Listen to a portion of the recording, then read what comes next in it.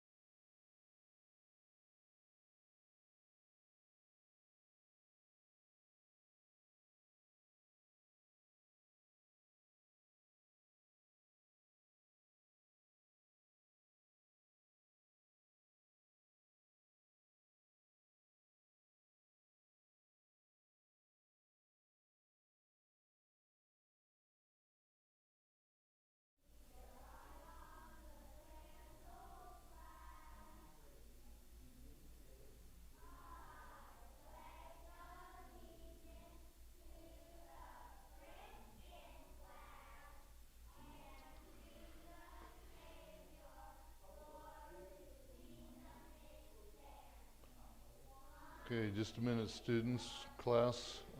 Having problems with the screen display, so I'm all plugged in. Got this, got that. I've got power.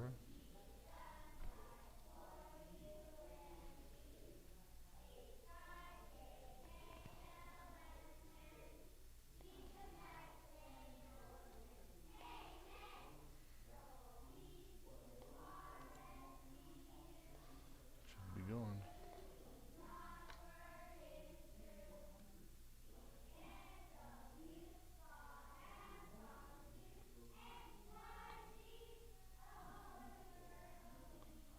Why is it green?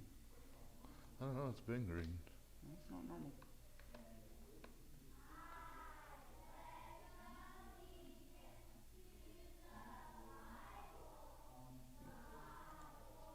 Okay, It really shouldn't be that green, but okay. Oh, something's wrong. okay. I just thought you were getting ready for Christmas. Yeah, no, that's great, because we got on mine. Anyway. Yeah, thank you. All right, we're back. I'm back. Got it fixed. All right, let's have a word of prayer and we can get started today. Lord, thank you for today and another day here at school, another day to learn about you, another day to learn about just various subjects that are going to come our way. And as the students have tests, quizzes, even just the homework, help them to be able to take the information that's presented to them and be able to apply it. Lord, we thank you for your guidance. Thank you for your direction. In thy precious name, amen. Okay, hopefully everything is good down there and at home. And so we'll jump right. Oh, I know there's one thing I do need to tell you before I forget, especially the DLs. There is not going to be online science class today because we are finishing up our test. And so use that time to finish your test. And so I'm not even going to come on. So make sure that you mentally take note of that. Andrew hasn't come up yet, so I may have to text him, but that's okay. But anyway, so at science time, No online class today again. Okay, we left off at this point that the Gnosticism, a show of wisdom, they're doing it because it's a vain philosophy, okay? False philosophies are based upon man's reasoning powers rather than on Christ, okay? So, be aware. Second part of that, it would help me to put the thing in for my clicker, so hang on just a sec. There we go. All right. It is deceptive. Okay? Gnosticism is deceptive. Colossians 2:18 says, "Let no man beguile you of your reward in voluntary humility and worshiping of angels, intruding in those things which he hath not seen, vainly puffed up by his fleshly mind." So it's deceptive. It's deceptive because the word beguile means to take away or trickery. Okay? And you get a lot of this happening, especially this next month. Okay? With the Halloween emphasis coming up. But it happens all year long. It happens every day. That man is deceived because of the false teachings that are out there. They have deceived men by declaring them unworthy. Okay? Because the Gnostics were in the elite group, excuse me, that possessed special secret knowledge according to them. Okay? Now, when I have these notes like this, it sounds like that's what I'm saying, but I'm saying what they're doing. Okay? Hopefully you can hear me over the little kids doing their verse. But anyway, they're deceiving man because they're saying that it's only through us knowledge comes. You're going to gain it because we're going to give it to you, in essence. We have that secret knowledge that only we can have. Okay? So it's very deceptive. Also, its followers practice voluntary humility. Okay? Colossians 2:18. "Let no man beguile you," same verse. "You reward in voluntary humility and worshiping of angels, intruding into those things which he hath not seen, vainly puffed up by his fleshly mind." So this voluntary humility, which is this. The Gnostics portray outward actions designed to give the impression of humility and godliness, starving themselves. I'm not eating, and I'm calling it fasting, but I'm not eating because I'm spiritual and I need some spirituality. Okay? So I'm going to starve myself, and hey guys, look at me. Look at what I'm doing. I'm doing this for the Lord. I'm doing this for the right reasons. No, they're not. They're inflicting pain on themselves because they think that that's going to heal them or give them some inner peace or whatever. They generally just tried to look spiritual. Okay?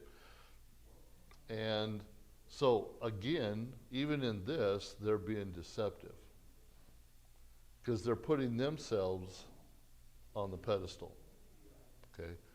And that God is blessing them because of their actions. Their actions are not in obedience to God or the love for Him. It's all in an act for themselves. They choose to act the way for their selfish motives. Okay? And that's where it lies. It's not humility. And that's why the adjective there is voluntary humility. Okay? Or because they are volunteering themselves to do it. Okay? They're not doing it out of a heart of love. They're not doing it out of a heart of respect to God. They're doing it out of a heart of selfishness. Look at me. Look at what I've accomplished. Look what I'm doing for the Lord. Isn't it good that I'm doing this? Hey, if I'm doing this, maybe you should do it too, because I'm doing it. Okay? Voluntary humility. They also worshipped angels. Colossians 2:8, okay, let no man value you. Down at the bottom, right in the middle of that, worshiping angels. Okay? They believed that angels were part God and part man. They honored them above Jesus. Although they placed Christ on that higher rung of the ladder, remember that? They placed him up here on the higher rung, not the top, because he wasn't quite God in their opinion. Okay? They put God at the top of the ladder, or close to it, and man was down at the bottom. Well, in between, they put the angels. They honored them above Jesus. Okay? Even though Jesus was on a higher rung. Okay? So, Gnosticism is also vain. It's a vain outward show. Now, we can tie this into the previous ones, but just another category of it, here it is. 2:23. Colossians 2:23, which things have indeed a show of wisdom in all worship and humility, and neglecting of the body, not in any honor to the satisfying of the flesh. Man enjoys anything that draws him attention to himself and makes him look good. We all want people to like us. We want all people to see what we're doing, okay? And be careful with that, because that's pride. But are you proud of what you're doing, or are you being boastful about your pride, about your accomplishments? Okay? Believe me, if you're doing what's right, people notice. They may not always say, hey, that's a good job. You're doing a great job on that, because we always have a tendency to focus on the negative. Okay? But that doesn't excuse the positive. We should acknowledge, we should be aware of it. And same way with you, as you see somebody, one of your friends or whatever, doing what's right, let them know that you've done it right. Let them know that they're doing what they need to be doing. Okay? And it's going to boost their morale. Just like when you like to hear good things about you, they like to hear good things about them. Just a minute.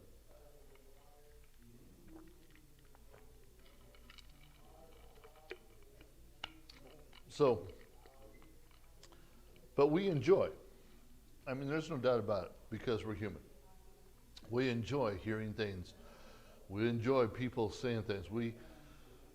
Man has a tendency to draw attention to himself. What are you drawing people's attention to? The positives or the negatives? Okay? Jesus warned about the self-deceiving practices of the scribes and Pharisees.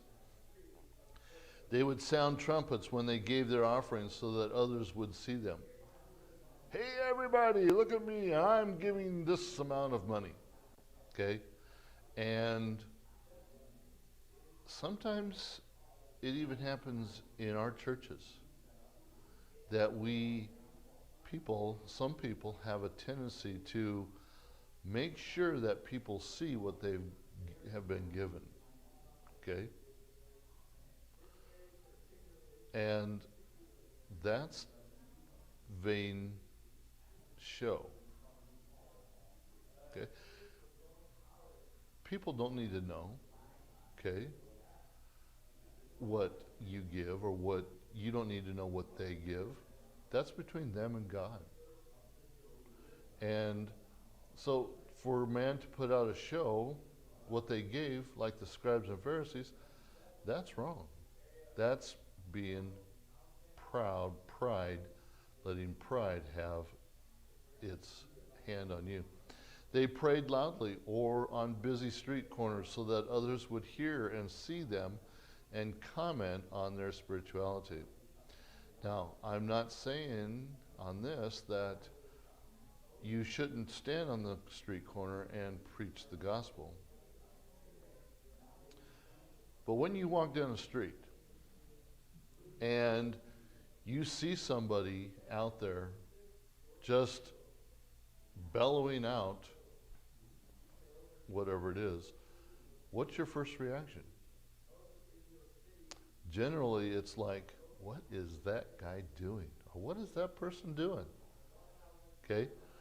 And then you may hear some scripture part of it, and you say, oh, well, okay, but, you know, why are they yelling about it? Okay? Well, a lot of times people did that just because they wanted a vain show about it.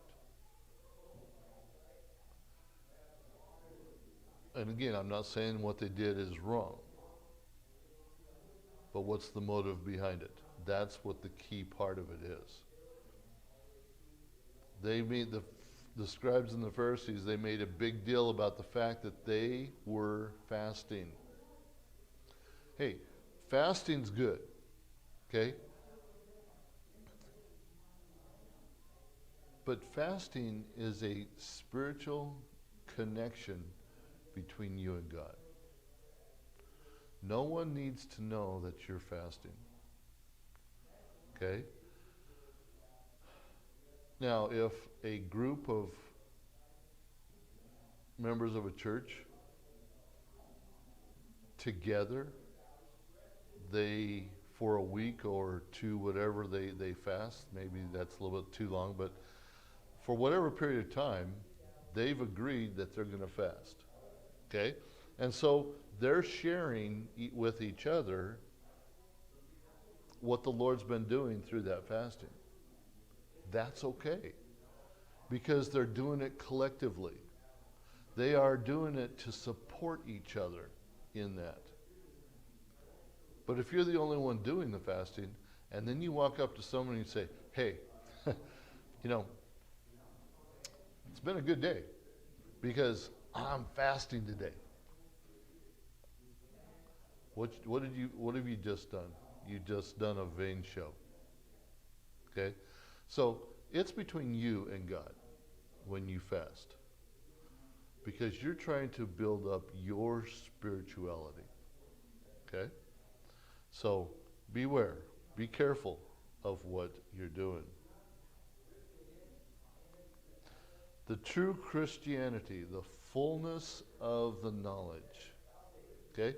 Let's put a couple definitions to these words. We've been talking about the Gnosticism and everything. Well, here is this. Gnosis, or however you pronounce that word, just means knowledge. Okay? And then the other word here is epignosis, the fullness of the knowledge. Okay? See the difference? They're both dealing with knowledge, but the first one is just plain knowledge. The second one is having the fullness of it. Okay? So now, with those two definitions, the fullness of knowledge is Christ. Colossians 2:3, in whom are hid all the treasures of wisdom and knowledge. It's there. We've said it before. To find the treasure, you've got to search for it. You've got to get in the Word of God, and you've got to search for that. Okay?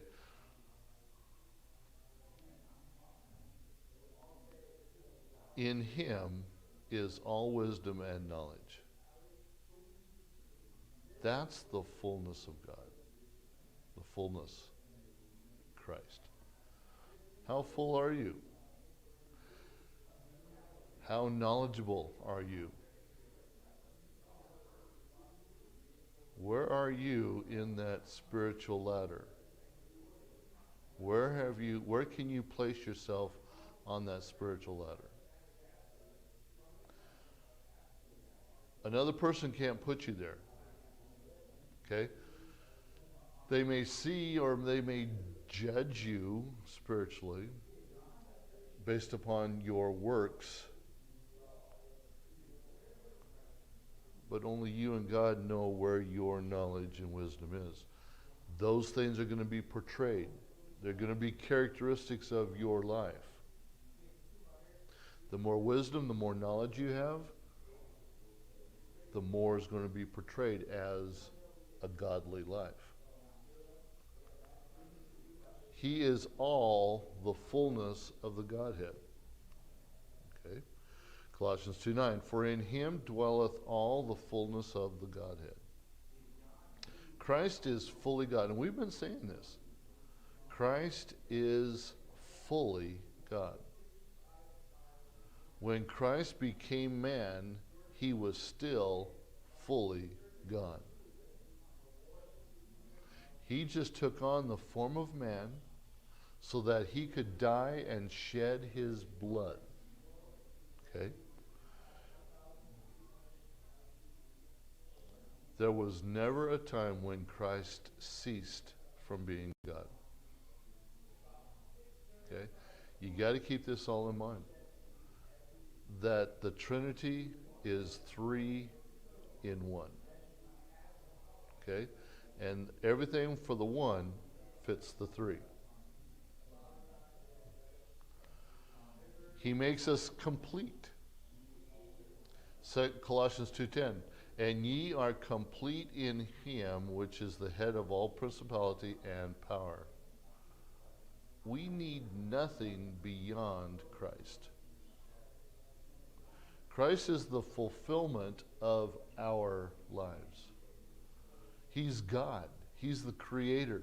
He's the Lord. He's the Savior, the keeper, the sustainer, and the coming King. He is the all-sufficient one. We don't need anything more than him. We don't need the special knowledge. We don't need the special knowledge. Okay? We don't need to perform any special acts of self-abasement. We just need Christ. And let Christ and the Holy Spirit dwell in you.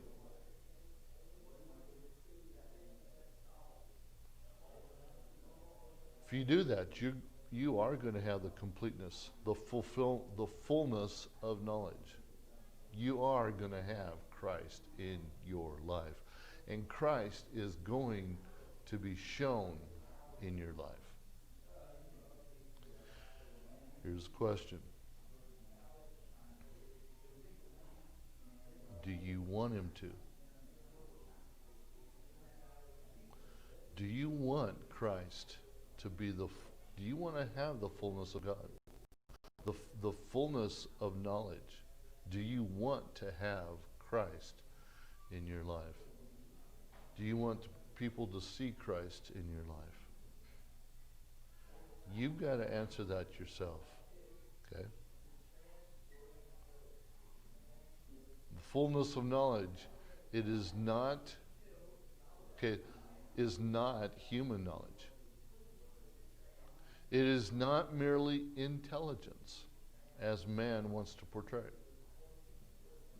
When studying any subject, we have two options. Okay? And as you have been studying for tests or even doing your homework or whatever, you can either do one of these two. You can either look at it through the eyes of the Word of God, okay? And especially if you are studying the Word of God, you can look at it and read the Scripture and try to see what God is saying in those words. Or you can just look at the Word of God through the eyes of the field of the study. Which means, the second part just means this. If you're just reading the Scripture just to read words and to say in your mind, I've read the Bible today, so I'm pretty spiritual today. Okay?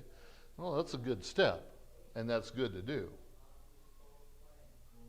But are you taking the Word of God and putting it in your heart, into your mind, in your life? So, which one of these are you doing when you study the Word of God? If we choose to ignore God in our studies, we may attain information, but it's not going to be true biblical wisdom. And this is mainly talking about the Bible. But I think we can take the thought of this and apply it to our other studies. When you're studying or when you're trying to do your homework, have you ever taken the time to say, Lord, help me with this subject today? Lord, help me. I'm having trouble with positives and negatives. And I said that because I've already heard about it. I'm having trouble with positive. Lord, help me because, and maybe you ought to say this before chapter 3 of science, because we have a lot of formulas, a lot of math going on in chapter 3. Every day, ask the Lord for help to see what's there in those books. But more importantly, ask God to show you what's in His Word. And the only way you can do it is by being in His Word daily.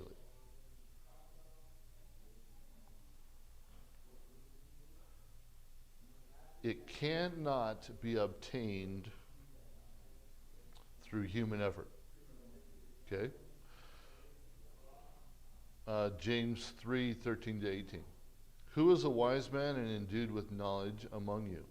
Let him show out of good conversation his works with meekness of wisdom. But if ye have bitter envying and strife in your hearts, glory not, and lie not against the truth. This wisdom descendeth not from above, but is in earthly, sensual, devilish. For where envying and strife is, there is confusion and every evil work. But the wisdom that is from above is first pure, then peaceable, gentle, and easy to be entreated, full of mercy, good fruits, without partiality, and without hypocrisy. And the fruits of righteousness is sown in peace of them that make peace.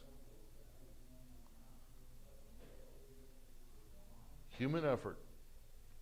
Human effort is not going to give you these aspects. Only if you let God in your heart and in your life will you start showing these characteristics of wisdom. Where are you? What's your choice? Okay? Where do you want to be? That's up to you. Can't do it for you. Okay? But I hope you make the right decision even today. Okay? Okay, that's going to conclude our lesson today. And we'll pick this up tomorrow, and most likely we'll finish. If not, we'll finish it on Friday. But remember, verse quiz on Friday, Proverbs 3, 5, and 6. Should be an easy one. Have a great day.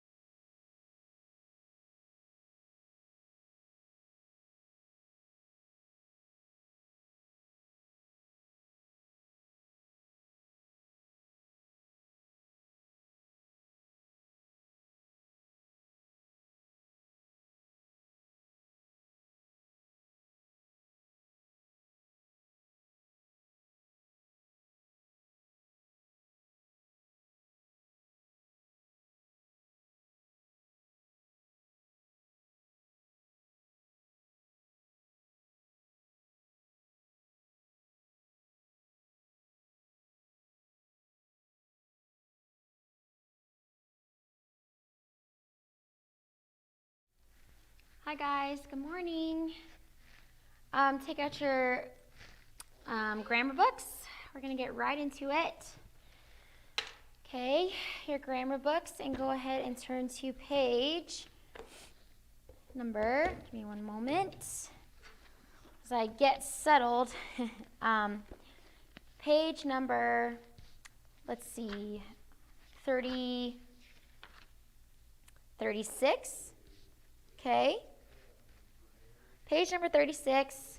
Page number 39. Yeah, page number 39. Okay, we started commas yesterday. Well, end marks the other day on Monday, and then commas yesterday. We didn't get through our whole lesson, but let's go ahead and review on page number 39 what you guys should have read for homework and then have done exercise D, okay? All right, page 39, number 3, okay? Use a pair of commas to indicate non-essential elements in a sentence. A non-essential element can be omitted and remaining words still mean what they were intended to mean, okay? So for those of you who don't know what omitted means that you can take it out, or it's able to be not included in a sentence, okay? These are non-essential elements. So if, for example, I would say, Nicholas Coral, or my husband, comma, Mr. Coral is my best friend, okay? So Mr. Coral would be a non-essential element in that sentence, because if I had take out the words Mr. Coral, okay, my husband is my best friend would still mean the same thing as if I were to include Mr. Coral within that sentence, okay?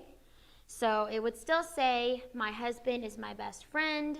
My husband, Mr. Coral, is my best friend. So Mr. Coral is a non-essential element within that sentence, all right? That's kind of what non-essential elements mean, okay? Look at the next part. If the non-essential elements come first or last in the sentence, only one half of the pair of commas is necessary.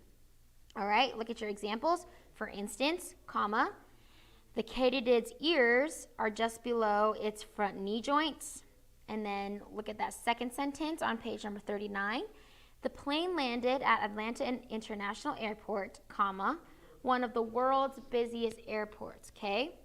So we said use a pair of commas to indicate non-essential elements in that sentence. So with my example, Mr. Coral, both commas would be needed around that non-essential element. However, if it's at the beginning, you only need one comma after it. If it's at the end, you only need one comma before it. Okay, letter A. Use commas to set off non-essential appositives. And a positive is a noun or a noun equivalent placed beside another noun or noun equivalent to identify or explain it, okay? So my example of Mr. Coral is explaining my husband in that sentence. So Mr. Coral is in a positive phrase, okay? Or in a positive. Look at your example. Mississippi, comma, the Magnolia State, comma, has a wide variety of life, or of plant life, okay? So the appositive is the Magnolia State because it's explaining what Mississippi is, okay?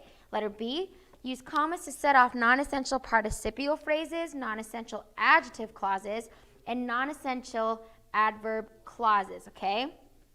So we haven't gone over this yet in this class, but it's the concept of verbals, okay? Verbals are nouns that are a verb form used as like a noun, an adjective, or an adverb. For example, grinning, okay? Grinning is a verb form of obviously grin, which is to smile, okay? Verb form of grin used as a noun, okay? Or an adjective or an adverb, okay? Grinning is a verbal. So you use commas to set off non-essential participial phrases. Participial phrases are used as adjectives. Non-essential adjective clauses and non-essential adverb clauses. So phrases, adjective clauses, and adverb clauses. Look at your example. Jacob, grinning mischievously, went into the room. Okay? So your entire sentence, or your main idea of the sentence, is that Jacob went into the room. All right? That's how you know grinning mischievously is non-essential, because when you take that non-essential phrase out, it's still the same meaning. He went into the room. Okay? It's just kind of explaining what Jacob is doing. All right? The man playing third base is an excellent fielder. Okay? That is essential, because it's kind of explaining which man. All right? It's not the man is an excellent fielder. We want to know which man is an excellent fielder. So that essential phrase is a participial phrase, because it's answering the question of which man, and it's the man playing third base. That playing third base is your participial phrase describing man. Okay? Look at letter C. If an element may be interpreted as an essential or as non-essential, the writer of the sentence must punctuate the sentence so that it conveys the meaning he intends. All right? Direct any questions about writing style to our secretary, who is an expert on such matters. Okay? Here, the italicized clause is essential because the writer wants to indicate that we have more than one secretary, and that questions about writing style should be directed to the one who is an expert in such matters. Okay? It's kind of like the man playing third base. Okay? That phrase, who is an expert on such matters, is an essential phrase because it's explaining which secretary you're supposed to direct your questions to. Okay? Direct any questions about writing style to our secretary, who's an expert on such matters. Okay? So if the comma is there, that's kind of saying there's only one secretary that is an expert on writing style. Okay? So the first question, or the first sentence, is kind of saying our secretary who is an expert on such matters. Okay? So there's multiple secretaries, but then the specific secretary is the one who is an expert. All right? So when there is a comma, it's kind of saying direct any questions about writing style to our secretary, who is an expert on such matters. If there is a comma there, it's kind of indicating one secretary, okay? And then it's kind of the self-explanatory that she is an expert on such matters, all right? My uncle, who is a mechanical engineer, works at Fort Rucker.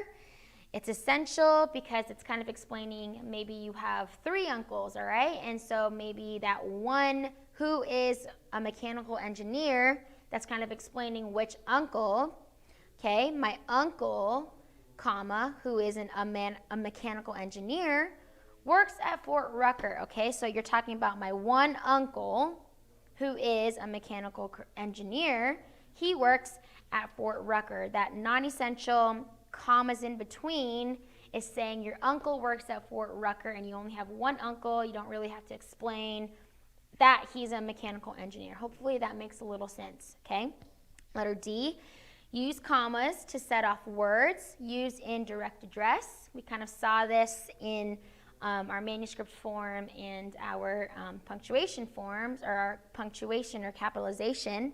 You're supposed to capitalize the names of titles, but if you are capitalizing direct addresses, you also set those off in commas. So look at your example. The troops are ready, comma, general, comma, for your inspection. Or like class, comma, please pay attention. Okay, so I'm directly addressing the class. I would put that with a comma if I'm directly talking to you, okay?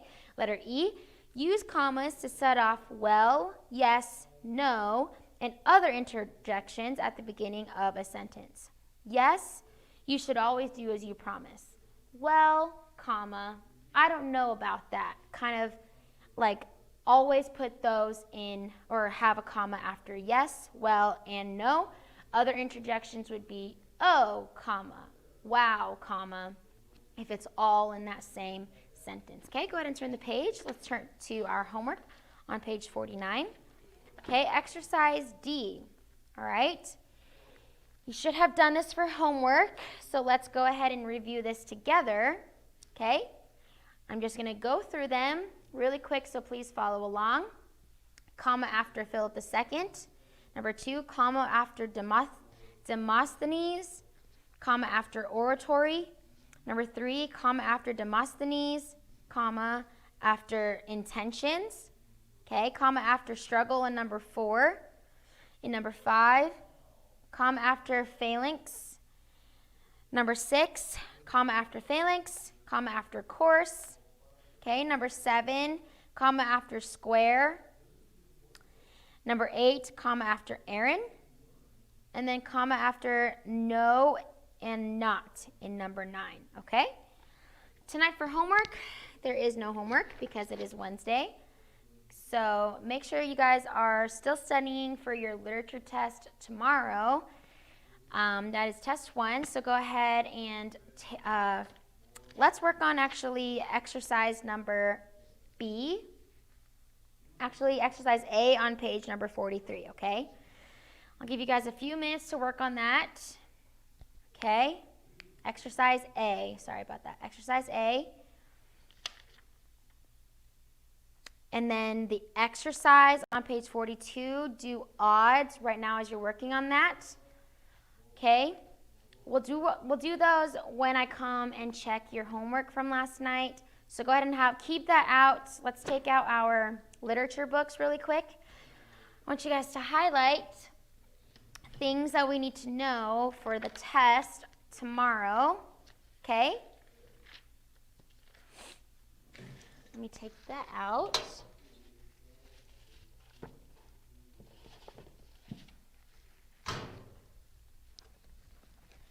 Your literature books, keep your grammar books out. Be working on that while I come and check homework from last night. It was for your grammar. Okay? Make sure you have your literature books out, have a highlighter or your notes out that you've been taking notes with. Star those in your notes. Okay? Make sure you guys know what subject Miss Dove taught. Make sure you know where, who, or what Catherine Mansfield wrote. Okay? She wrote The Garden Party. Okay? Make sure you know the plot and the characters in the story of The Garden Party. Okay? So know who Laura was, know who Laurie was, know who different characters in that story was. The Sheridans, okay? Know different characters in that. Know what a highwayman is. We studied that the other day in our poem, The Highwayman. Okay? It's from The Garden Party, but know what a marquee is. Okay? That is a tent that was used that they set up in the garden party. Okay? Know what happened to the Sheridan's neighbor, the man. So that's kind of underneath the whole plot of The Garden Party, okay? Know the imaginary persons who carry out the action of a plot. Some of you guys, I think, were overthinking this on your quiz because some of you didn't exactly know what this was. Everybody knows or should know what characters are, okay? These are the imaginary persons or these people that actually are doing the action in the story. They carry out the action of the plot, okay? Those are characters. Know what who the leader of the reform school was, Mr. Thomas Gradgrind. Know what what his job was. Obviously, he was the teacher. He was in education, so know that he was the teacher. Okay? Know the deacon's masterpiece. Okay? The deacon's masterpiece is the one Hashay. All right? We know that it lasted a long time. So remember, he built it, okay? He built it, and then hundreds and hundreds and hundreds of years, not hundreds and hundreds, but 100 years, just 100. 100 years later was when the doctor, remember, was using, or the preacher was using the one Hashay, okay? And then it broke down. Well, it didn't break down. It just wore out all at the same time. So know how many years that carriage or that one hoshe lasted. Okay? Know the plot of Miss Dove or Good Morning Miss Dove. Know the little boy who gave her a kiss on the cheek. Know what his brother's name was, Thomas. Okay? The little boy was Randy. All right? Know who the hired man was in the death of the hired man. Okay, we studied that, I think, on Monday. Know what his name was. He came home to die, remember? Know the kind of, from the how they brought the good news from Ghent. That story, remember how we talked about how it didn't even tell the good news at the end. These riders were risking their lives, but then it didn't even tell the good news at the end. Know which horse was the one that carried the rider all the way up to Aix, or that city in, I think it was Germany, I believe, but Aix, okay? Know that rider, his name was Roland, that horse. What event happened on the same day that the deacon built his one hoshe? So we said this in our lesson yesterday, okay? This event happened on the same day that the deacon was like, I'm going to fix the one hoshe, okay? It was an earthquake, all right? What did the mother give her son in the Ballad of the Harp Weaver? That's the tragic ballad that we went over, how they were very dirt poor and they didn't have any dinner, they didn't have Christmas dinner, they didn't have any clothes. So that was the story with the supernatural elements. Make sure you know what she ended up giving him, okay? Make sure you know in the garden party, what did Laura end up taking to her grieving neighbors or the grieving family? Remember we said Mrs. Sheridan sent Laura to deliver something to her neighbors. Make sure you know what that was. Know the authors of The Highwayman, the deacon's masterpiece, how they brought the good news from Ghent to Aix. Okay, know the authors of Education of Our Own Work, A School of Facts, The Death of a Hired Man, and The Garden Party, okay? Make sure you know those authors, all right? For those of you who aren't following along, make sure you are, okay? I'm giving you exactly what's on your test tomorrow. Okay, you can open to the beginning of the book in the contents and highlight those authors, if that'll help you not flip back and forth, okay? Or if you have your notes, make sure you star them, okay? Let's go over the authors again. The Highwayman, The Deacon's Masterpiece, How They Brought the Good News from Ghent to Aix, Education, Our Own Work, A School of Facts, The Death of a Hired Man, and The Garden Party, okay? Know those authors. Now, we have been talking about authors as well. We've been going into depth about who those people were, okay? For most of those, I have been putting their picture up on the board or up on the screen, so you should have been taking notes. But if you haven't, make sure you know who developed and perfected the dramatic monologue, which was Robert Browning. Who wrote novels describing the life of the poor in early 19th century England? Charles Dickens, okay? We kind of know that about him, that he wrote different things like A Christmas Carol and stuff like that have those poor elements in them. All right. Robert Frost, he is considered by many to be the outstanding American poet of the 20th century. We said that yesterday when we were talking about The Death of the Hired Man, okay, and that he wrote that. Sorry, give me 1 second. Make sure you know who was known as Mr. Boston, which is Oliver Wendell Holmes. We talked about that yesterday. Okay, he wrote the Deacon's Masterpiece and the One Hoshe. Okay, so he was known as Mr. Boston. And then make sure you know who won a Pulitzer Prize for several volumes of poetry. That was Edna St. Vincent Millay. Okay, and she wrote the Ballad of the Harp Weaver. Ballad of the Harp Weaver, Edna St. Vincent Millay won a Pulitzer Prize for volumes of poetry. poetry. Okay, know those about your authors. This is why I put them up on the board. Okay, know what a setting is. That's the time, the place, and the general background of a story. Know the different kinds of characters, the dynamic character, the static character. Know the differences between those. The static character is the one that remains the same throughout the entire work. The character who undergoes some sort of change and is different at the end of the story is a dynamic character. Know what an imaginative prose narrative is, designed to produce a single impression and to be read in one sitting. And we kind of saw that in our first unit, which is a short story, okay? Designed to produce a single impression and to be read in one sitting. That's kind of explaining what it is. It's a short story that you can read in one sitting. Okay? Know the method of presenting the reader with the material of the story, which is the point of view. Okay?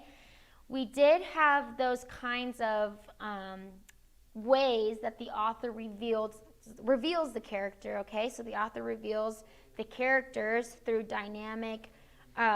indirect revelation and direct exposition or something like that, okay? Make sure you know the differences between those and point of view, okay? Point of view is the method of presenting the reader with the material of the story. When it's talking about the revelation and the direct exposition, or what is it called? Make sure I'm getting it right. Direct exposition and indirect revelation, okay? Those are the ways the author uses to present his characters, all right? The way of presenting the reader with the material of the story, that is the point of view, okay? Know what the conversation between two characters are. You kind of know what that one is. It's dialogue, two characters, that is your prefix. Maybe that'll help you remember dialogue, okay? You want to know some quotations from each story, okay? So yesterday, we went over the rest of the death of a hired man, or not yesterday, Monday, okay? Monday, we went over the death of the hired man. And remember how we said this was when Silas came home to die, and the wife and the husband were fighting, and he was like, home is where they have to take you in. And then his wife said, home is where you don't need to try to be accepted or whatever. So, know from that story who said, home is where, when you have to go there, they have to take you in. That's from the story of the death of the hired man. Okay? Know the story of the ballad of the harp weaver. We kind of said that already, the tragic ballad, how they were dirt poor. She was saying, the mom was kind of crying how she doesn't have any clothes to cover her son. So, you've need of clothes to cover you, and not a rag have I. That's from the ballad of the harp weaver. Okay? Know how they brought the good news from Ghent to Aix, kind of the story on that. We needed to know who the horse was that carried the news.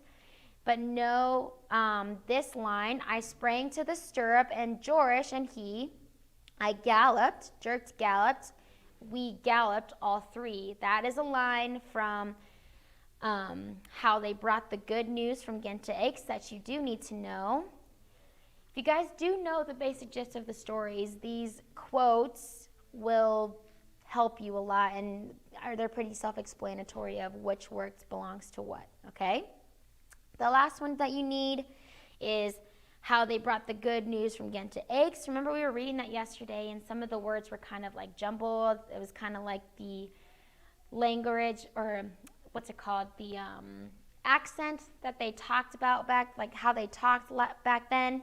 So know that the weakest place must stand the strain, and the way to fix it I maintain is only just to make that place as strong as the rest, okay?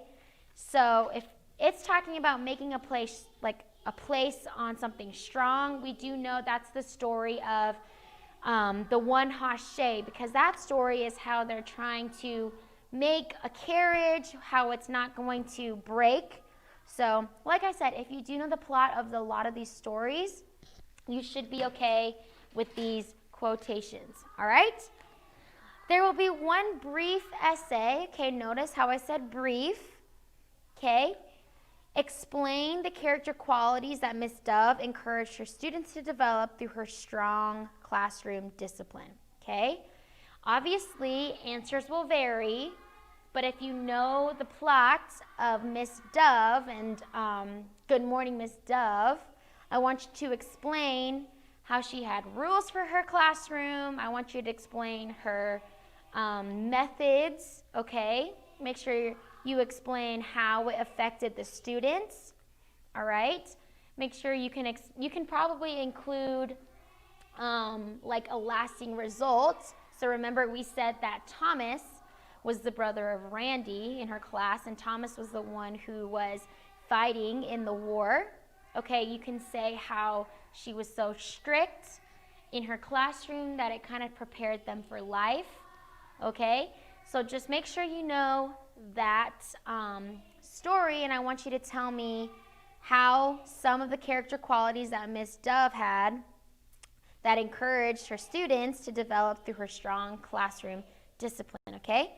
Explain some of the character qualities that Miss Dove encouraged her students to develop through her strong classroom discipline, okay? So that'll be like neatness, working hard, punctuality, different things like that, okay? So that is our review, and that's what's gonna be on your test tomorrow, all right? Make sure you study that. It's not a very long test. It has 3 pages, so hopefully that'll be good, and then we'll take that one of the first things tomorrow, okay? So go ahead and have your grammar books out. Be working on page number 42, the exercise, talking about using commas. The third set of rules, okay? Use commas to set off introductory, modifying phrases or clauses. Use commas to separate the parts of dates and addresses. Use commas after the salutation of a friendly letter. Okay, that's on page number 42. The exercise, do the odds. And then page 43, exercise A, that's just reviewing commas and end marks. Okay, do the odds on that one as well. Exercise A on page 43, page 42, the exercise, do the odds. That's just classwork for today. As I'm coming there to check yesterday's homework. And then go ahead and I will collect your outlines. Those are due today, so make sure you have those out, and I will be right over there, okay?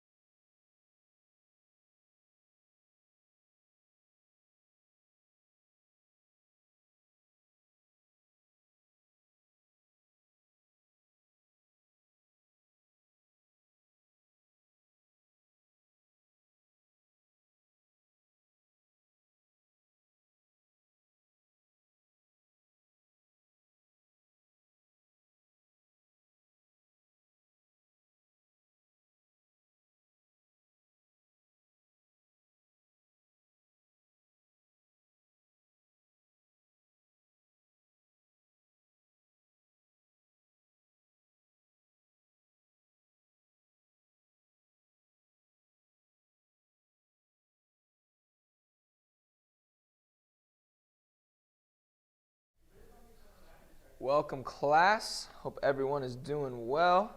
We're going to jump right in our notes. Make sure you turn in your homework. Remember, to receive credit, you got to turn that in. So turn in your homework if you haven't already. Make sure that's in and you guys are ready. Okay, the camera is a little short for me. I'm going to back her up there. Maybe I can back up. There we go. I'll just back up a little bit. That's all good. So make sure you turn in your homework, find your seat, be quiet, and we're going to get into it today. Yesterday we were talking about India, and we talked about Hinduism, right, and how Hinduism ended up being taken over by Buddhism, right, and then Buddhism, it fled that India region and then went into the East Asia, with China. Oh, I got yawned, sorry. China and other countries, Sri Lanka, Japan, Thailand, Tibet, all those areas. And then we talked about Islam, how Islam came in and they started to take over the Muslim religion. We talked about the Taj Mahal. We talked about West and East Pakistan. East Pakistan became known as Bangladesh. And then we talked about how this Mughal Empire, brought by this one man, they ended up ruling for a while under Babar. Remember the Muslim warrior, a Mongol? He brought this Islam religion, and he became known as... He ruled India, and he was the one that brought Muslim into India.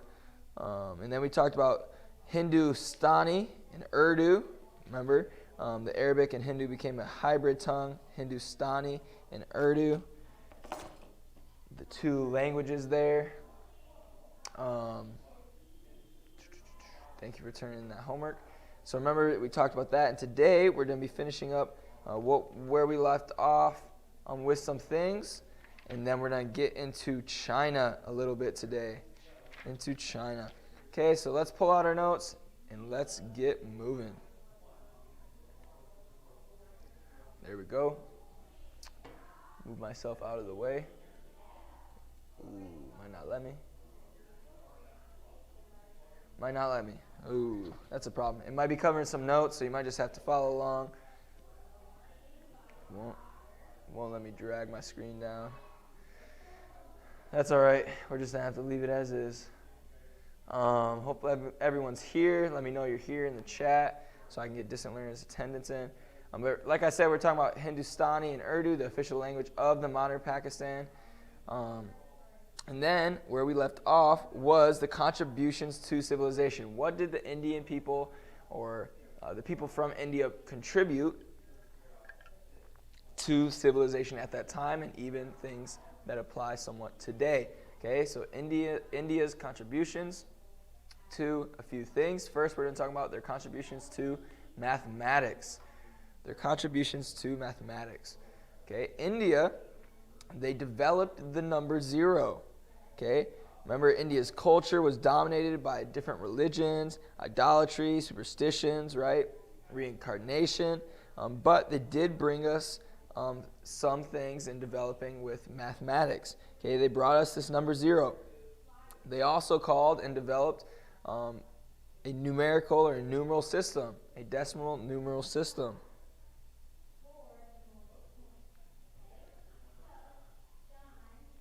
So what was back to 0, sorry, I forgot to mention, was 0. The Indians, or India, they called it cipher, which was a symbol or something that meant nothing or not any, or meant to us 0.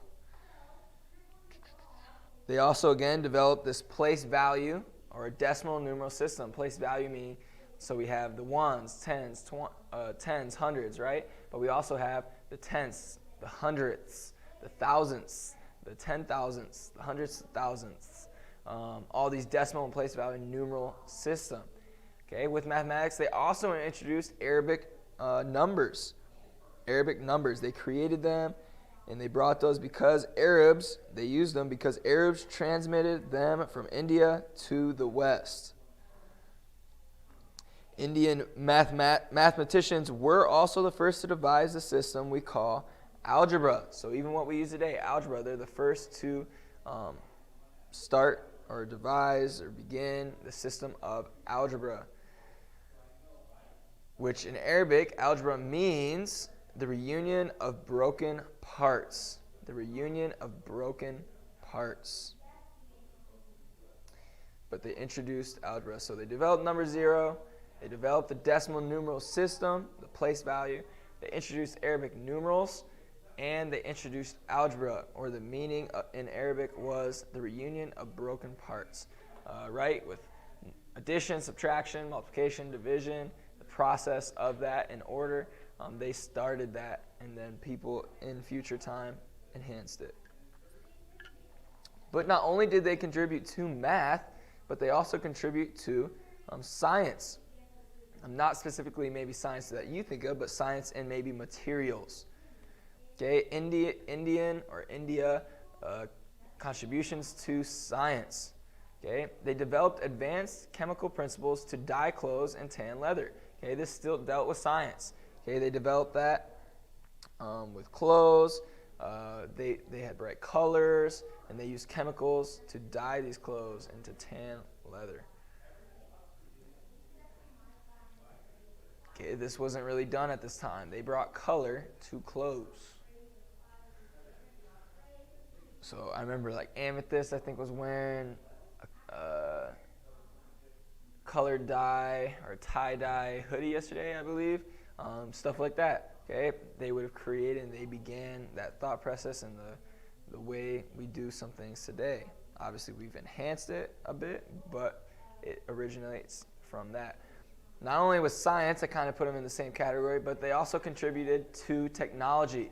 Okay, kind of with science, but technology. Okay, for centuries, the Arabs obtained fine Damascene steel from India for weapons. Okay, the special steel for weapons. And with this, they could make, and they, as we see in the second one, they would refine iron ore, making nice. They had a special, unique style of weaponry. So they refined iron ore. They manufactured soap and glass. And they also used cotton extensively. Okay, the Persians brought cotton growing techniques from India to the West, and Alexander the Great introduced cotton goods into Europe in the 300 BC. Calico is a cotton material with usually a checked or figured print. Was named for Calicut, a city in India where it was first manufactured. Okay, this calico was a specific cotton material that they used, and it was named after the city Calicut, which was a city in India where it originated. And with all these things, trade between India and the West and other countries would begin, and India would and still even is today a primary hub spot for trade in different cultures. Okay, so that's kind of ending with India. That's how they helped. That was a little bit background of how they became who they are today, what they contributed in histories. But we're going to get into our next Asian culture, which is the country of China. China is the world's oldest living civilization. China is the world's oldest living civilization. The mainland China, which consists of China proper, Tibet, Xinjiang, Inner Mongolia, and Manchuria, is today the world's largest country in population and the third largest in area. Ancient China was bounded by Gobi Desert to the north and the Pacific Ocean to the east, and the Tibetan Mountains Plateau to the south and west. Two great river systems in China. Okay, so we have China as the world's oldest living civilization. Okay, the mainland of China consists of these things. I just mentioned them, but we'll go through them again. The mainland China consists of, you have China proper, so like the mainland. You have Tibet, Xinjiang, Inner Mongolia, Manchuria. Okay, kind of that map right there.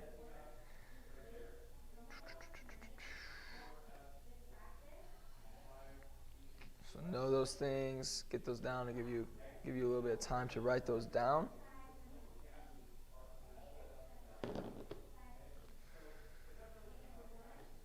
But with this, okay, there was some, they had two main river systems. They had two main river systems. These river systems would allow them to use for travel, trade, throughout China. We have the two great river systems of China. Okay, the two great river systems are Huanghe and Yangtze. Yangtze and Huanghe, or also known as Huanghe. Huanghe or Huanghe and Yangtze. Okay, these are the two great river systems of China. The Huanghe or Huanghe, okay, is also known as the Yellow River and China's sorrow because of its disastrous floods. Okay, the Huanghe or Huanghe are the Yellow River. It gets its names again because it's the Yellow River because it has a yellowish brown color, as you can see. With this, it's also known, again, like I said, China's sorrow because of disastrous floods, which have claimed many lives over the centuries. Okay, this river would always flood. One reason why it's that color is because it floods. It would flood, it grabs a lot of soil and earth, and it brings it down back into the river. And so that is what it's remembered as, the Yellow River. You can remember that because of the color, but also China's sorrow because it's taken many lives.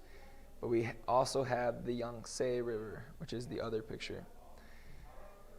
Okay, with this, so we're going to have the first known, or we're going to be talking about the first known civilization, which is the first known Chinese civilization arose along the Huanghe, so that river in eastern China.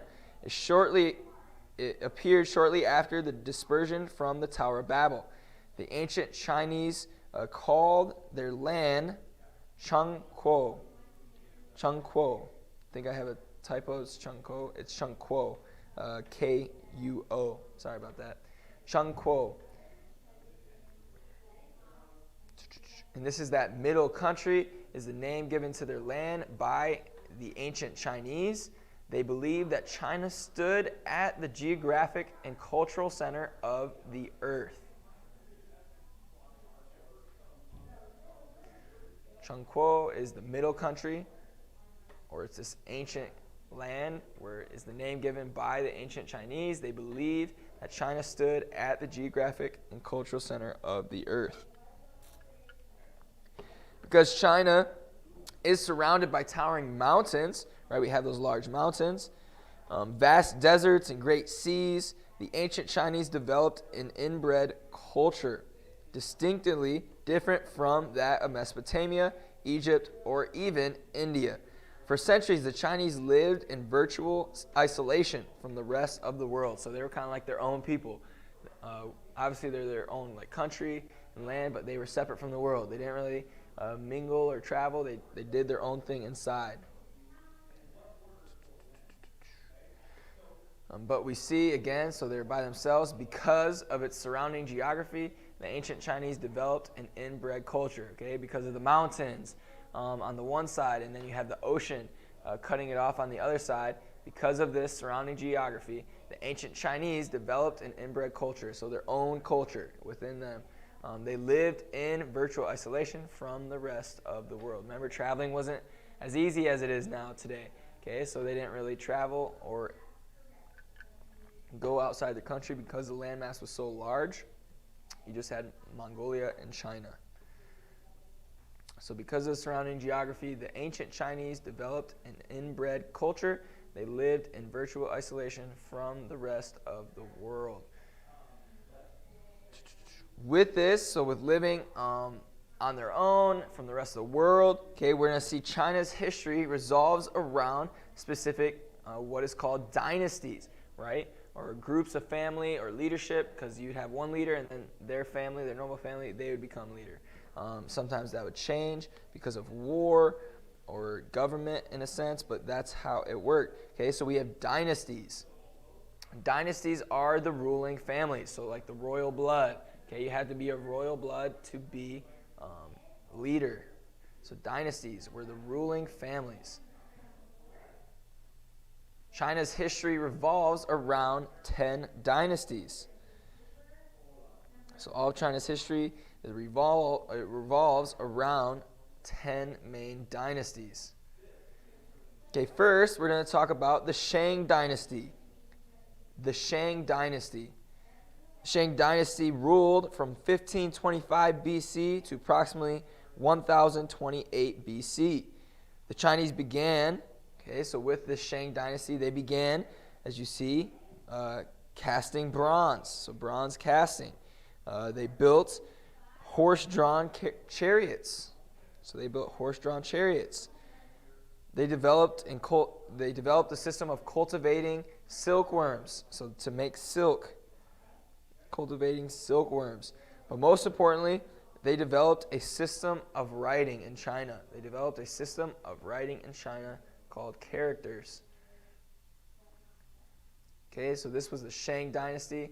They developed the bronze casting, horse-drawn chariots, cultivating silkworms to develop silk, which they would eventually use as the primary source of clothing. And then they started the system of writing. Okay, written Chinese has no alphabet. It consists of some, like I had mentioned, 50,000 characters. Okay, so we have an alphabet that we use to create words, yes? The Chinese would have these up to approximately 50,000 different characters to use in their writing. This making it difficult for the masses of people to learn. So not everyone knew how to read and how to write this form of communication of characters. The earliest Chinese was pictograph. Later Chinese scribes developed simple and compound ideographs. Remember, pictographs showing by picture, ideographs showing an idea to express more abstract and complex thoughts. This Shang scribes wrote on bones, shells, metal, and wood. Only later did the Chinese invent paper as a writing material. Okay, so they basically use any hard surface for them to use as writing. Okay, so we're going to see their history of writing. Like I said, it began as pictographic, or they would use pictures within these characters. So the characters would show like a picture. Then they would use simple and compound ideographs. They were used to express more abstract and complex thoughts, to show an idea rather than just an object. They would show an idea. And what would they write this on? How would they do this? They would write it on bones, shells, metal, and or wood. Okay. After the Shang dynasty, we see another dynasty come into development, and they would replace the Shang dynasty. This dynasty is known as the Zhou, or the Zhou China dynasty. It's not look like Chow, but the Zhou dynasty. The Zhou dynasty, sorry. And they would rule from 1122 BC to approximately 256 BC. Okay, again, if you see these dates, these dynasties would rule a very long time. But you have the Zhou dynasty. This became China's longest ruling dynasty. Again, it went from 1122 BC to 256 BC. Okay, so almost 900 years. Okay, that's a long time. The longest ruling dynasty. Under the Zhou rulers, the Chinese began using iron implements and struck the first metal coins.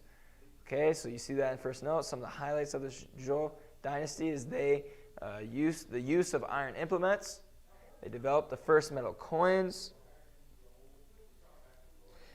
Also, Chinese laws were written down for the first time. So within this dynasty, laws were written down for the first time. It wasn't just the ruler would rule however he wanted. There were laws that they would have to abide by. The citizens would have to abide by. It wasn't just word of mouth anymore.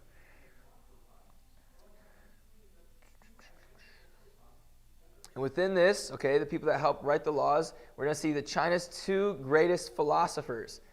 China's two greatest philosophers. We have Lotsu,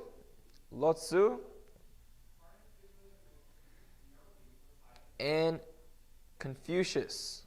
Lotsu and Confucius, which most of you have probably heard of Confucius. And these men, they helped with the laws, but they also were people that lived and taught.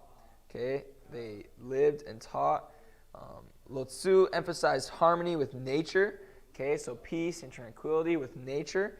His philosophy became known as Taoism, which we're going to talk about in a second. So the Zhou dynasty was China's longest ruling dynasty, as we already mentioned. Write that down. Don't want to get too ahead of myself by just talking. So the Zhou dynasty was China's longest ruling dynasty. Okay, and then we would see these two men, Lotsu and Confucius. And under Lotsu, you're going to see him developing the philosophy of Taoism. This is the philosophy of Lotsu. He emphasized harmony with nature. So again, that yin-yang, being connected with nature, okay, being one with nature, how good and bad work together so it can be better. That's what he started with Taoism. But then we see Confucius taught his followers to respect tradition, reverence learning, cherish honesty, and honor family ties. And we're going to see that, okay, if we have Taoism after Lotsu, Confucius started his own philosophy of Confucianism. And this is the teaching of Confucius. He taught the respect of tradition, the reverence of learning. So people wouldn't just be robotic, do as they were told, right? They would learn, they would understand why in those things. Also cherishing honesty, honoring family ties, and worshiping ancestors.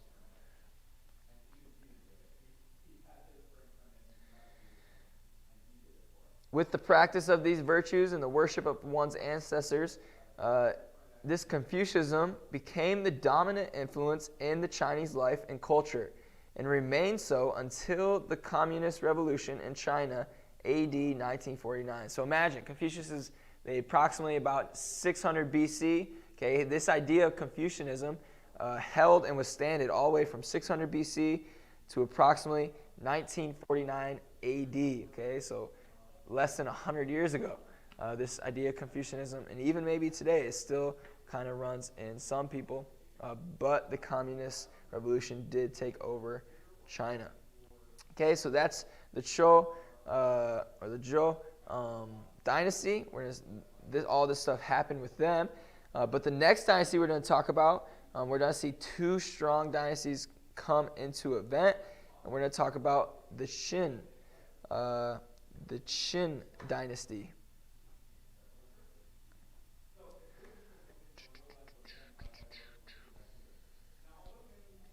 With the Qin dynasty, this was founded by Shi Huangdi,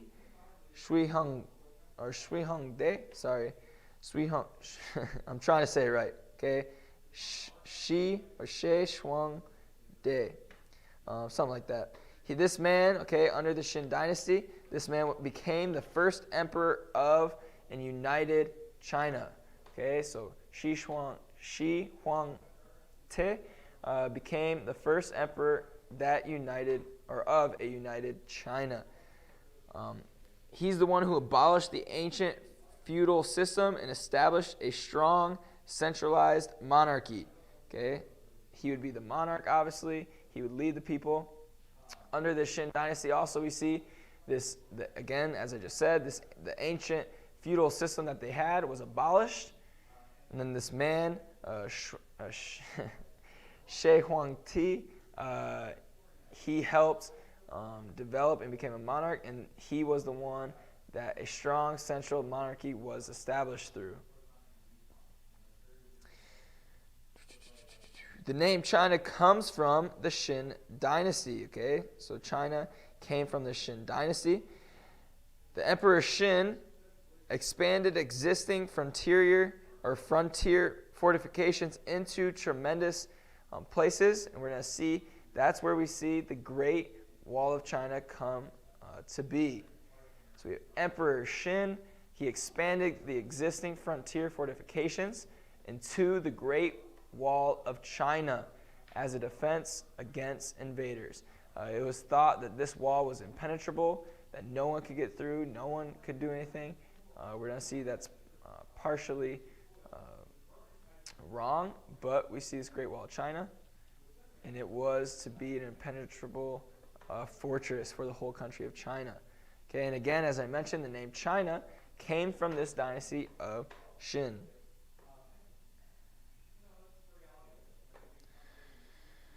But the Great Wall of China was to bar invaders from the domain of China. The Great Wall of China sprawls over 1,500 miles of northern China's countryside. The wall itself, with all its turns and twists, measures over 4,000 miles. So a little less than 2 times across the whole country of the United States of America, from California, from one coast to the east coast. All the way on the other side of the country is a little over 2,000 miles. Okay, so this wall was a little less than 2 times the size or length of the United States of America. Okay, this is all under the Qin dynasty. The Qin dynasty. Next dynasty we're going to talk about and get into is the Han dynasty. The Han dynasty. Okay, these are the 2 strong dynasties that kind of went back to back. The Qin dynasty ruled from 255 BC to 206 BC, and then the Han dynasty ruled from 206 BC to 220 BC. Okay, so the Han dynasty comes in right after. And this dynasty thrived at the same time as the Roman Empire did in the Mediterranean basin. Okay, so they thrived at the same time as the Roman Empire did. Okay, when they were ruling. Okay, the Han dynasty also marked the height of the ancient China's power and glory. Okay, so under the Han dynasty, we see they were at their strongest in power. Under the Han dynasty, we see the Great Silk Road. This Great Silk Road linked China with the Roman world. Okay, so for trade, because they're 2 strongest, maybe for like alliance. Okay, this Great Silk Road allowed China to have trade with silk because no one else had it, to bring income, maybe alliances. You have this Great Silk Road. It is possible that Christian missionaries first came to China over this road during the Han Empire. Buddhism also entered China from India under the Han rulers. So because Han made this Great Silk Road, okay, not only would they be able to leave and go trade and stuff, but people came in as well. So missionaries came in, Christian missionaries, but also India, being a neighbor close to China, that's where Buddhism came in, and they started to become a high, as we see Christianity and Buddhism entered China. Under the Han dynasty, we also see Buddhism entered from India. Buddhism joined Confucianism and Taoism as a cultural force in the Chinese life. Chinese astrologers devised, under this dynasty as well, Chinese astrologers devised a calendar of 365 and 1/4 of days. Like our own, and the Chinese artisans, they created this calendar of 365 and 1/4 of a day. And not only did they do that, we also see Chinese artisans wove silk cloth, made glazed pottery plates or chinaware that we call china even today, and discovered how to make paper. So they finally had paper for writing purposes. They wove silk cloth from those silk worms. And also they made this glazed pottery that we even know today as, and we call china. Okay, this is all under the Han dynasty. So we're going to move into the Middle Ages. So medieval China was beset by civil wars and succession of dynasties. Okay, so we're going to see after the Han Dynasty, we're going to see a lot of civil wars and things happening way later on between other dynasties. People want to rule, right? There wasn't one main family anymore. There's a bunch of royal families that maybe branched off of it, and they wanted to rule. So we're going to see there's three main dynasties that this pertained to. They wanted to be the successors. So we see three dynasties in the Middle Ages. There's a lot of civil war. We have the Su, the Tang, and the Sung. The Su, Tang, and Sung. These dynasties were the ones during medieval China. They beset the country of China because of civil wars. They wanted to be the leader of, or the next top dynasty. So there's a lot of civil wars. But because of this, in the 1200s or the 1200s, the Mongols, which were fierce nomads from the northern steppes of Asia, swept into China and began rule over them. So in the 1200s, the Mongols conquered China. Okay, they conquered China. The Mongols conquered China. Okay, there is a Disney movie over that. If you've seen it, obviously it's not exact true story, but it does give you a little bit of a historic reference of what happened. Maybe a comparison. Okay, so you have in 1200s, the Mongols conquered China under this man's rule, under the leadership of Genghis Khan. Genghis Khan. We're almost done with our notes. Sorry, I'm going a little bit later than I wanted to today. Just a few more notes we'll get through, and there's no homework today, so that works out. But Genghis Khan, this was the Mongol nomad who ruled from China and Korea in the east to Europe's Danube River in the west.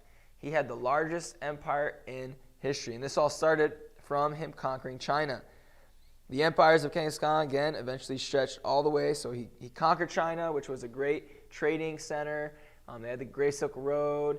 It was a strong area, a large mass. So from that, he created the largest empire, or largest continental empire in history. Okay, that stretched from China all the way to Europe's Danube River.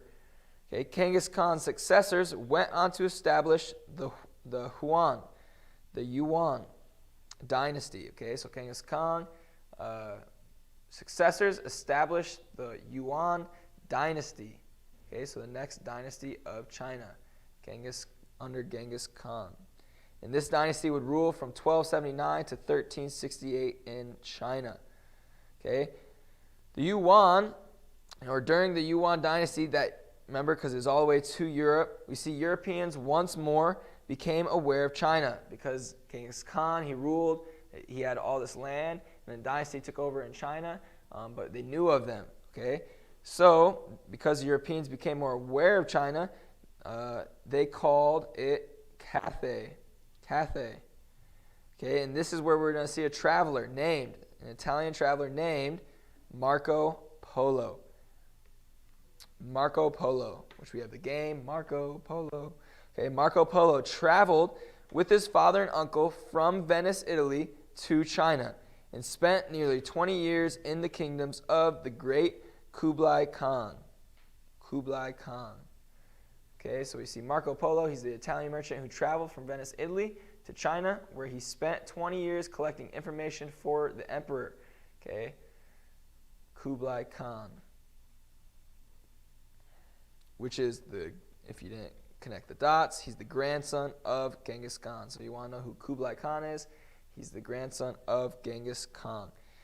So his glowing reports of Chinese wealth and luxury, Marco Polo, and of such wonders as printed books, silk clothing, porcelain vessels, and primitive cannons and rockets, remember fireworks, made Europeans long to see the fabulous Orient.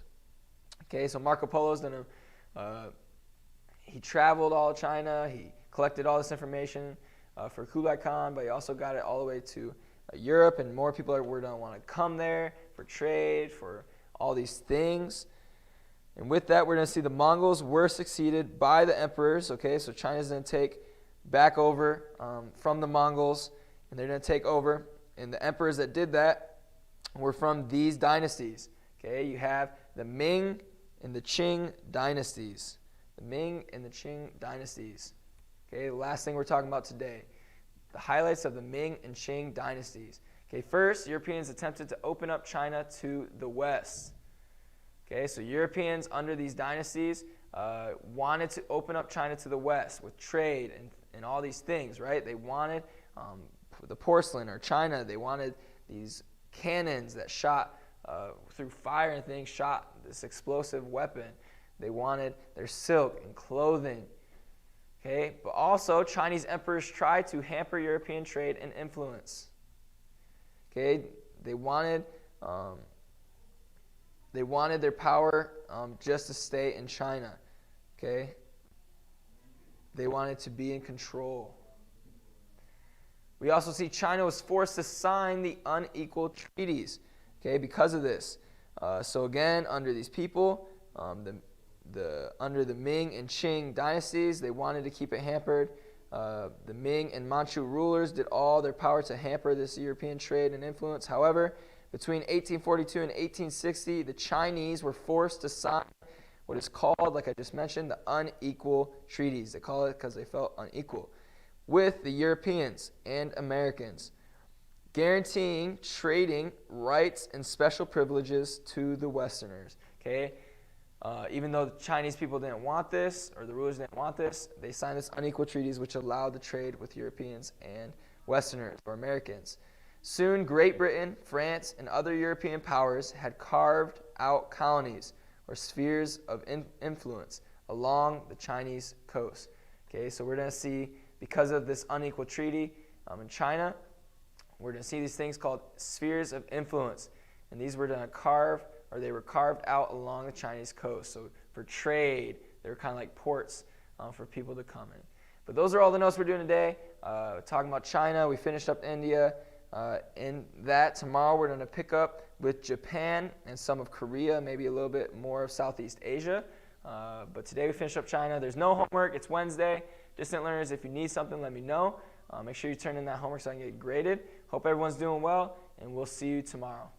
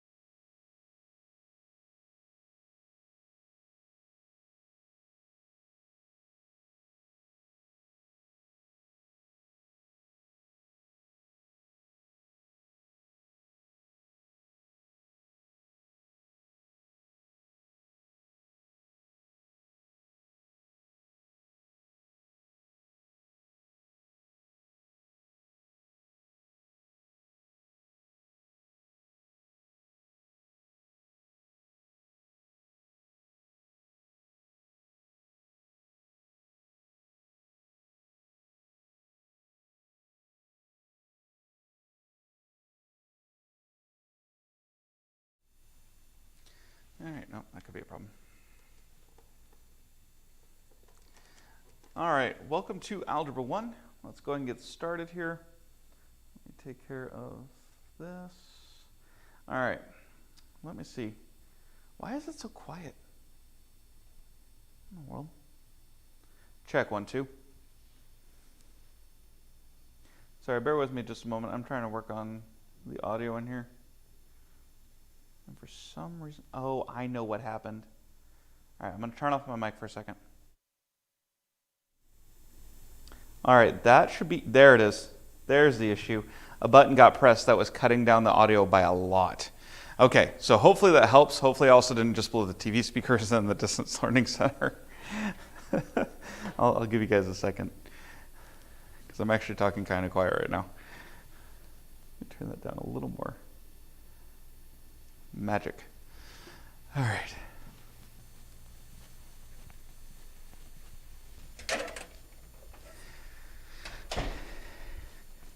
Yeah, there's a button on the soundbar that'll turn down your volume by, well, let's just say a lot. And I actually don't know how else to put that. It's negative 20 decibels, if that helps anyone. And the button was pressed in. So that button's not supposed to be pressed in, which is why the audio has been so quiet the last couple days. I do apologize. I hadn't noticed it. And anyway, we're moving on. We're in chapter 1 still. Remember, the chapter numbers mean nothing in this class. So we just finished up test 1. We're going to start right on to 1.15, the circle. We are on page 25 of your text and page 18 of your supplement. Real quick note to my distance learners. First of all, let me just apologize. I completely spaced on ever getting you guys a printout of the first portion of the supplement. I threw it on Google Classroom as a holdover, and then I meant to get you guys your binder with the printout and send it home, and it just got lost through the cracks. I just completely spaced. That's my fault, and I am very sorry about that. So I noticed one of you guys just like wrote your questions down on a separate sheet of paper. The other one of you guys printed it yourself, and I just wanted to apologize for not having that to you guys sooner. So that first section you guys have also in your binders. They are ready for you at the office the next time you come up. You don't have to make a special trip for it. You can keep using the digital one for now. But it's ready for you at the office. And again, I do apologize about the delay on that. It's just one of those things. I know there's really no excuse. It's just that's what happened to be missed over the first couple weeks of school. So I do apologize, but it's ready for you now. Okay? So again, for temporarily as until you can come up here and get it, we have it available for you on Google Classroom, and you're welcome to keep doing that. That's fine. I just figure you guys are coming up for other teachers anyway, so it's ready to go for you. All right, Unit 1, specifically 1.15. Today we're talking about the circle, and that may seem like a boring topic, but we have a whole page of notes on it, so it can't be that boring. Okay, this may be a very familiar figure. You may be very well aware of the concept of a circle, but let's go through and define it together. Again, we have to go through and we have to define everything in this class. We have to go through and state everything in this class. So first of all, a circle is a closed curve in a plane, all of whose points are equally distant from a fixed point in the plane called the center. In this case, this is circle O centered around point O. I will notice that even though we call the circle after its center is not part of its circle. So circle O does not contain point O. And I know that sounds dumb, but technically the circle is this line. That point is not on the line, so it's not contained in the circle.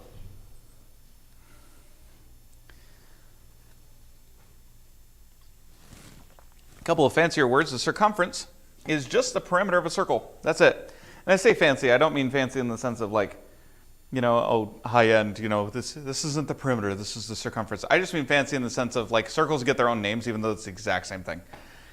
So a circle is the perimeter of a circle, the circumference is the perimeter of a circle. The semi-circumference is 1/2 the length of the circumference. So the semi-circumference would be perhaps the distance around the circle on AB as opposed to the whole thing.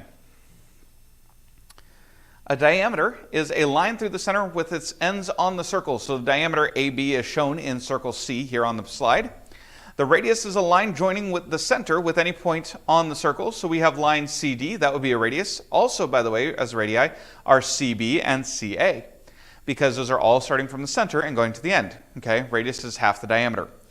And finally, any straight line whose ends are on the circle is a chord. So we have chord EF. Diameter AB is also a chord, but CD is not because C is not on the circle. An arc is any portion of a circle, so I could have arc AB. Okay, a semicircle is the arc which represents half a circle, so I could have arc ABC or arc ADC, and both of those are semicircles. The quadrant is the arc which represents a quarter of a circle, so we have quadrant AD, quadrant DC available to us here. Okay, and we could just easily draw a different quadrant if we so desired. So that's it for terms. Okay, then let's go through exercises. Exercise number 1 is every diameter of a circle a chord. If you're paying attention, you should know this.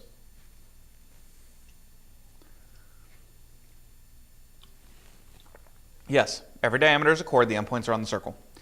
Now, is every chord a diameter?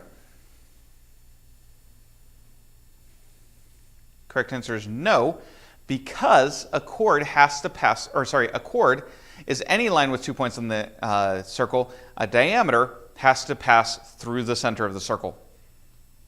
All right, so that's exercise number 1. You have yes and no. Exercise number 2. If 2 radii or 2 diameters are drawn in a circle, how many points do they always have in common? Okay, so if we have 2 radii or 2 diameters, well, we know they must always have the center in common. They may not have anything else in common, but they must have the center in common. So just 1. If I took all the radii in the same circle and compared them, what would I find? Well, I would find that they are equal. How about all the diameters? Yeah, they're equal too. Okay? Pretty straightforward. In exercise 1.5 number 6, we are told to draw a circle and in it a diameter. Select any point in either semicircle and join it with the ends of the diameter. What kind of angle is then formed between the 2 chords? So, I have a drawing that I completely forgot about. So let me get set up for that. Fortunately, this is the final thing today.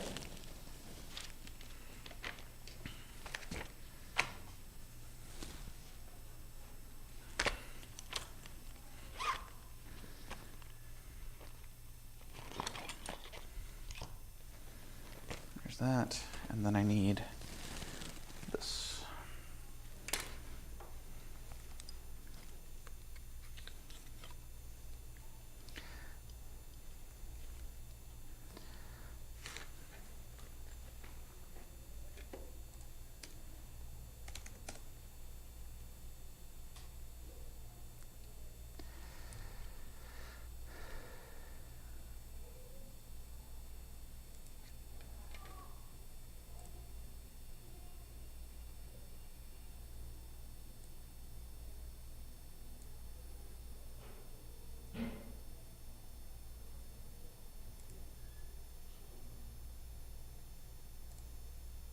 Okay, so here is our paper. So we're told to draw a circle. Okay, so any circle will do. So I'm going to take a pen or a compass, I'll make that my center point and lock it in and make myself a circle. Oops, as I bump the camera. Sorry, I do know that's hard, but so help me. Should have just gone ahead and drawn the circle ahead of time. But I want you guys to see I'm not doing anything tricky or, whoops, fancy other than breaking my lead. Okay, all I've done is make a circle. And the only reason why I did multiple passes like that is to make it appear on camera. So therein lies our circle. All right, so then we're supposed to draw a diameter. My laptop decided to nick upward. Or sorry, my iPad did. All right, so just a diameter.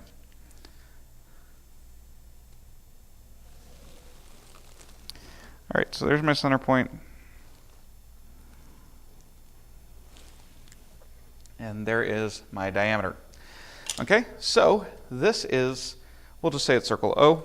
And I'm told to pick any point on the circle in either semicircle, as long as it's not on the ends of the line, and connect it to the ends of the diameter. So let me pick right here. Okay? So I'm going to pick right there.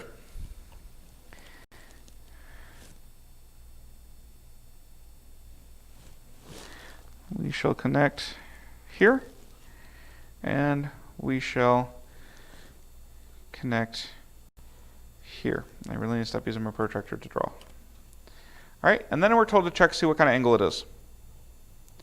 So class, what kind of angle is that? Absolutely, it's a right angle. Okay? And then we're asked the follow-up question, is this always true? Well, let's test it. So that was the first one. Let me grab a different color. Let's say I grab this point.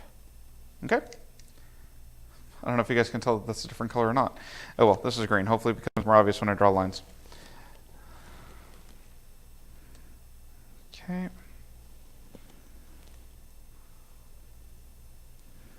Here's that. A little bit. And then, actually, if anything, this is going to make it more obvious that this is 90. Okay? If I connect that, okay, that looks like the spitting image of a right triangle to me.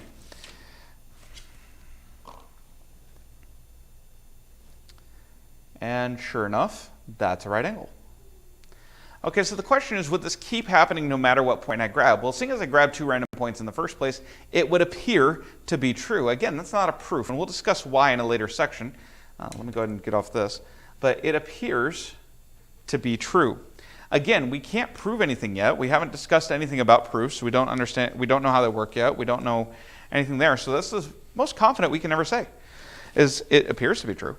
It looks true. It may be true. If history indicates it's true, okay, we can come up with all kinds of statements. We just can't say with certainty that something is true. Okay, until we discuss proofs, which will begin in the next section. Okay, let me see here. I'm just double checking my notes real fast because I think that's the end of today's lecture. Yep, that's it. So those of you in the Distance Learning Center, we'll go over your test here in just a moment. And those of you who are distance learning, enjoy the rest of your day.